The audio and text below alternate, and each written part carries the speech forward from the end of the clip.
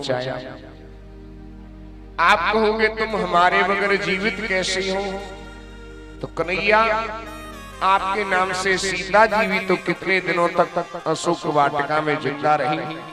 प्राण तो निकलना चाहते हैं लेकिन आपका नाम रूपी दरवाजा हमारे प्राणों को निकलने नहीं देता है। कन्हैया ने देखा इन गोपियों की भावनाएं बड़ी सुंदर है, तो सभी गोपियों के बीच में किशोरी श्री राधा के सामने भगवान प्रकट हो गए हैं। बोली राशेश्वर भगवान की जय हो। का गोपियों में कितने भी जन्म धारण कर लो लेकिन तुम्हारे प्रेम से कभी उड़ नहीं हो सकता। कामदेव भी आया है, भगवान ने उस कामदेव को भी परास्त किया है। इधर पार्वती मैया को पता पड़ा है भगवान कन्हैया गोपियों के साथ मधुवन में रास विहार कर रहे हैं। तो पार्वती मैया सुबह सुबह जल्दी उठ करके श्रृंगार करने लगी है। भोले बाबा ने पूछा कहाँ जा रही है, बोले हम जा रही है महाराज देखने के लिए। क्या मैं भी तुम्हारे साथ चलूंगा? क्या वहां पर सारे गोपियां हैं और आप पुरुष, केवल कन्हैया ही वहां पर पुरुष हैं। तो भोले बाबा ने कहा अगर हम गोपी बन जाएं तो क्या हम नहीं चल सकते हैं? कहा बिल्कुल। तो आज भोले बाबा ने भी गोपी का रूप बनाया है और तभी से भोले बाबा का नाम गोपेश्वर पड़ गया। बोलिए गोपेश्वर महादेव की। और भोले बाबा पार्वती मैया के साथ महाराज में जा रहे हैं कैसे, और बड़े भाव से सभी झूमते हुए। एक दिन वो भोले भंडारी बन के ब्रज की नारी विरज में आ गई है, वृंदावन आ गए हैं हो। एक दिन भोले भंडारी बन के ब्रज की नारी वृंदावन आ गए हैं, वृंदावन आ गए हैं।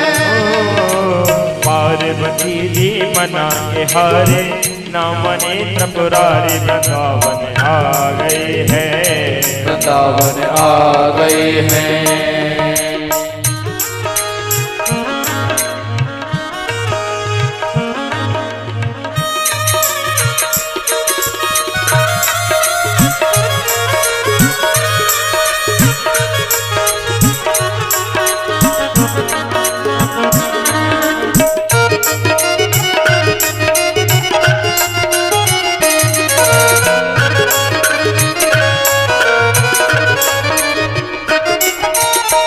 पार्वती से बोले हो मैं भी चलूंगा तेरे संग में, तेरे संग में। पार्वती से बोले हो मैं भी चलूंगा तेरे संग में, तेरे संग में।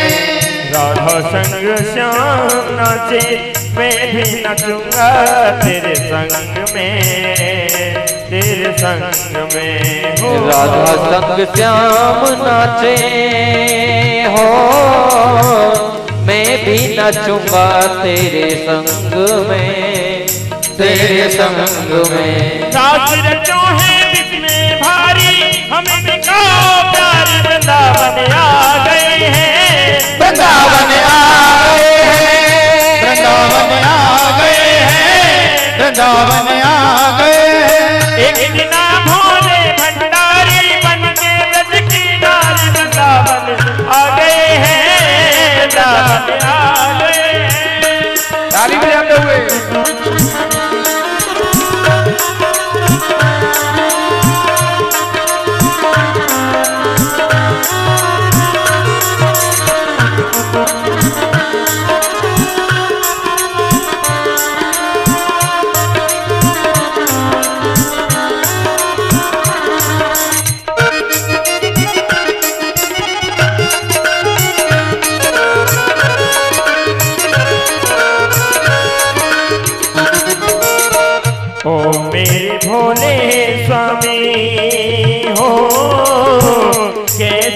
जाऊं तुम्हें रात में, तुम्हें रात में। ओ मेरे भोले स्वामी हो कैसे ले जाऊं तुम्हें रात में, तुम्हें रात में।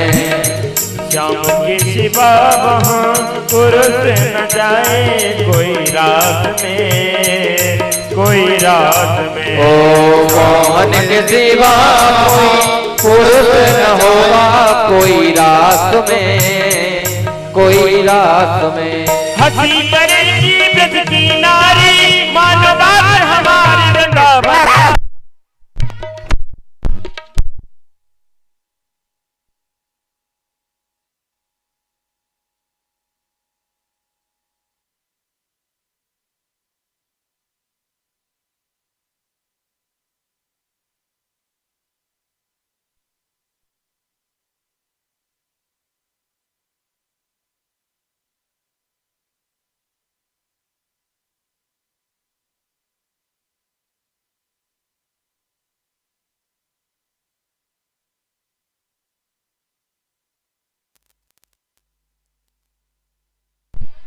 श्री राधा, श्री राधा।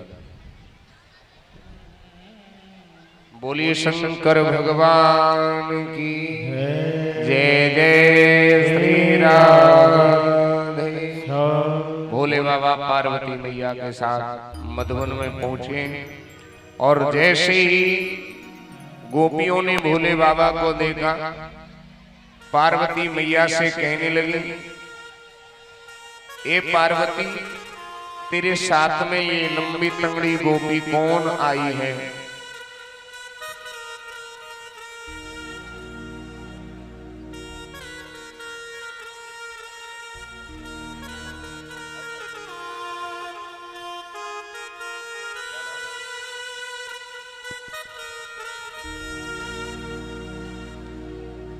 आपके साथ ये लंबी तंगड़ी गोपी कौन आई है? पार्वती मैया ने कहा, ये मेरे बेटा गणेश की बहू है। भोले बाबा ने देखा, क्या बता रही है? अरे मैंने तुमसे इतना मना किया लेकिन तुमने मेरी बात नहीं मानी। सखियां कहने लगी, गोपियां कहने लगी, क्यों पार्वती, तेने अपने बेटा को ब्याह कर लो, हमें बुलायो नहीं। चल कोई बात नहीं, हम तेरी बहू को मुंह देख ले।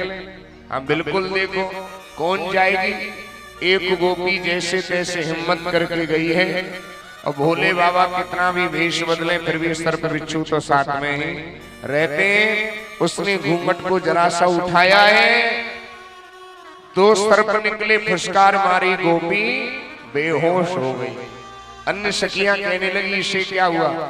अरे ज्यादा सुंदर होगी जो बता नहीं पा रही है। दूसरी गोपी गई है, जैसे घूंघट को उठाया, 1.5 हाथ की दाढ़ी चमक गई और बड़ी जोर से चिल्लाई, अरे बहनों, ये गोपी नहीं, ये तो गोपा है, गोपा। बोलिए शंकर भगवान की। यहाँ तक वर्णन करें 6 ऋतुओं तक भगवान ने गोपियों के साथ रास लीला की है। परीक्षित ने पूछा, ये कहाँ का धर्म है पराई स्त्रियों के गले में हाथ डाल करके नृत्य करना? का ये किसी स्त्री पुरुष का मिलन नहीं था। ये गोपी कहते हैं जीव को, कृष्ण कहते हैं ईश्वर को, ईश्वर और जीव का मिलन था। परीक्षित के मन की भ्रांति दूर हुई है। उसके बाद में नंद बाबा ने कन्हैया की सुरक्षा के लिए अनुष्ठान किया है। तो एक राक्षस सुदर्शन अजगर के रूप में आया, भगवान का चरण स्पर्श लगते उसका उद्धार हो गया। शंखचूड़ का, मायासुर का, अरिष्टासुर का भी उद्धार किया है। इधर अब बड़ी सुंदर लीला है, कंसवध लीला। नारद जी ने मन में सोचा कि मेरे प्रभु तो लीला करने में व्यस्त हैं, अब कंस का कैसे उद्धार हो? तो सीधे के पास पहुंचे। श्रीमन नारायण नारायण नारायण, श्रीमन नारायण नारायण नारायण, भजमन नारायण